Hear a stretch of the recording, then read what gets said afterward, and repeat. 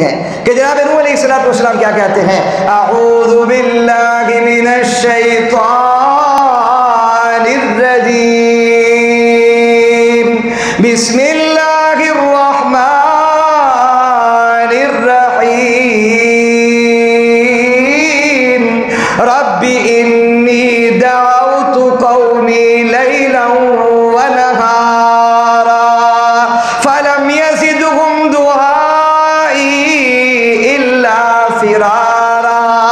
حسن علیہ السلام بارگاہ خدا بندی میں التجا کرتے گئے، اللہ رب العالمین کی بارگاہ میں کہہ رہے گئے اے مولائے کائنات، اے خالق لم یزل، میں اپنی قوم کے پاس دن کے اجالے میں بھی گیا ہوں، رات کے سناٹے میں بھی گیا ہوں، میں نے جا کر انہیں تیری ذات سے ڈرایا ہے، لیکن یہ ڈرنے کو تیار نہیں ہوئے، انہوں نے نافرمانیاں کی ہے، انہوں نے گناہ کیے ہیں۔ الہ العالمین سب کچھ کرنے کے بعد، ڈرانے کے بعد، میں ان کو پھر بھی یہ بات کہہ رہا ہوں فَقُلْتُ اسْتَغْفِرُوا رَبَّكُمْ إِنَّهُ كَانَ غَفَّارًا، اللہ کی بارگاہ میں استغفار کرو، میرا رب تمہارے گناہوں کو معاف کر دے گا۔ يُرْسِلِ السَّمَاءَ عَلَيْكُمْ مِدْرَارًا، وہ صرف تمہارے گناہوں کو معاف نہیں کرے گا بلکہ تمہارے لیے آسمانوں سے رحمتوں والی بارش بھی نازل فرمائے گا۔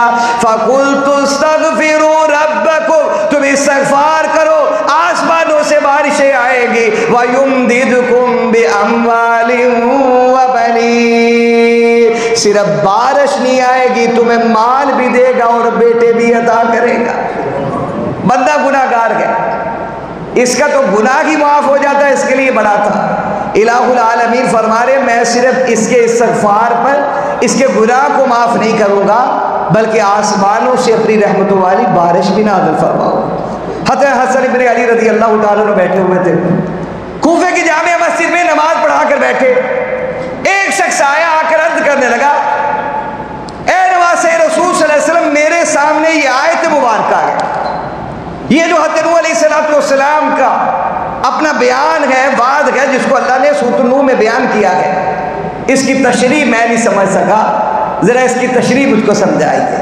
حسن بن علی رضی اللہ تعالیٰ عنہ سے کہتا ہے کہ آپ نواسے رسول ان آیتوں کی تشریح سمجھائیے کہ فَقُلْتُ اسْتَغْفِرُوا رَبَّكُمْ إِنَّهُ كَانَ غَفَّارًا وَيُرْسِلِ السَّمَاءَ عَلَيْكُمْ مِدْرَارًا وَيُمْدِدْكُمْ بِأَمْوَالٍ وَبَنِينَ، کہ اللہ یہاں پر کن سے کتاب کر رہے ہیں؟ اللہ اکبر کبیرہ۔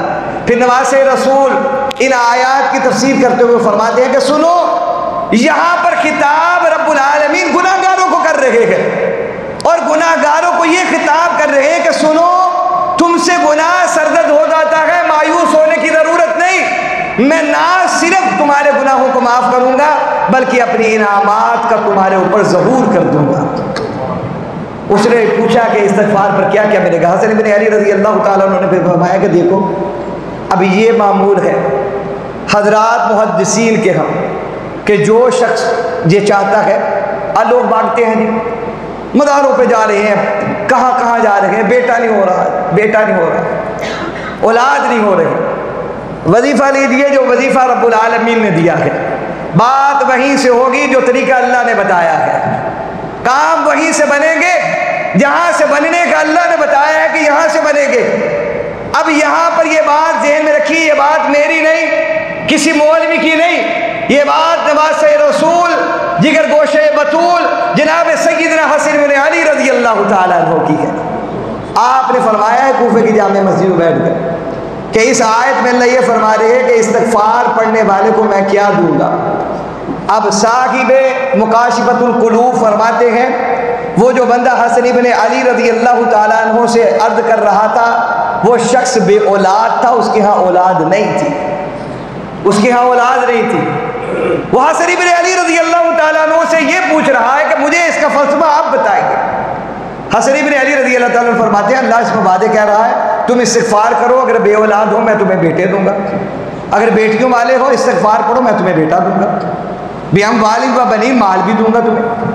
جناب حسن بن علی رضی اللہ تعالیٰ عنہ نے اس بندے کو یہ بات کہی کہ سنو، اس استغفار کو اپنا معمول بنا لو، اس استغفار پر رب العالمین تمہیں مال بھی دے گا اور اولاد میں بیٹے عطا فرمائے گا. کہتے پورے 2 سال بعد وہ کوفے کی جامع مسجد میں حسن بن علی رضی اللہ تعالیٰ عنہ سے ملا. اللہ 2 سال بیتے پورے. صاحب مکاشفۃ القلوب لکھتے ہیں کہ وہ 2 سال بیتنے کے بعد جناب حسن بن علی رضی اللہ تعالیٰ عنہ سے ملا. اور حسن تو وہ تھے جس کو ایک مرتبہ نگاہ بھر کے دیکھ لیتے تھے پھر وہ چہرے نقش ہو جاتے تھے دل پر. وہ کہاں تصویریں بھولا کرتے تھے.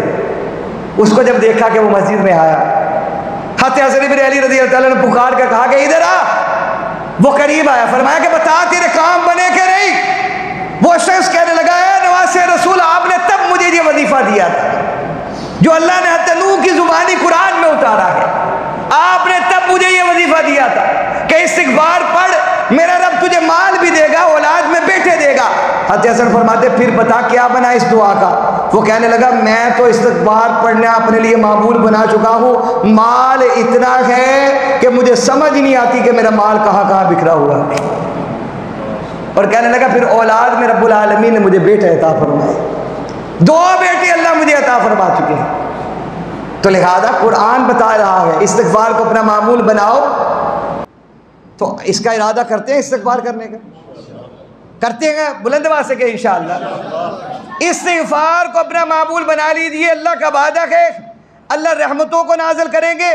جو مال کی تنگی میں مبتلا ہے وہ استغفار پڑھے, رب العالمین خزانے غیب سے مال دیں گے. اور جو کہتا ہے میرے ہاں بیٹی ہیں بیٹا نہیں ہوتا, وہ بھی استغفار پڑھے, رب العالمین اس کو بیٹا عطا فرمائے گا. یار یہ کسی بندے نے دینا ہے بیٹا بیٹی؟ کون دیتا ہے؟ بلند آواز سے کون دیتا ہے؟ پھر اور بلند آواز سے کہ یہ کون دیتا ہے؟ بیٹی اللہ دیتا ہے, بیٹی بھی اللہ دیتا ہے.